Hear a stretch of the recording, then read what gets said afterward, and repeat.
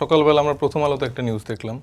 তো সেখানে আসলে মানে তারা কিভাবে ফ্যাব্রিকেটেড একটা মিস ইনফরমেশন এভাবে ছড়াচ্ছে এটা দেখেই আসলে আমরা কিছুটা শঙ্কিত এবং পুরোপুরি একটা ফলস নিউজ এবং তাদের জায়গা থেকে আরও দায়িত্বশীল আচরণ তারা করবে বলে আমি আশা করি এবং কোনো রকম সলিড সোর্সও নেই। তাদেরকে কাছে যখন জিজ্ঞেস করেছে যে আপনাদের ইনফরমেশনটা কই থেকে আসছে, তারা বলেছেন যে মানে বিএনপি বিট যারা করেন তারা বলেছেন যে বিএনপির দায়িত্বশীল কিছু নেতারা তাদের ইনফরমেশন দিয়েছে। তো এটা সিম্পলি বোঝা যাচ্ছে যে নির্বাচনের একটা ডামাডোল যেরকম বাজিয়ে সেখানে যে তরুণদের যে দল তাদেরকে অপ্রাসঙ্গিক করা, তাদেরকে এইভাবে হেয় প্রতিপন্ন করার একটা চেষ্টা করা হচ্ছে যে এরা হচ্ছে যে ক্ষমতা চায়, এরা ৩টা মন্ত্রী চায়, এরা হচ্ছে যে ২০টা সিট চায়। তো এইটা আসলে খুবই ভোগাস একটা কথা এবং আমি দায়িত্ব নিয়ে ক্লিয়ার করে বলে দিচ্ছি যে আমরা এরকম কোনো আসন সমঝোতা, কোনো রকম নেগোসিয়েশনের টেবিল আমরা নেই।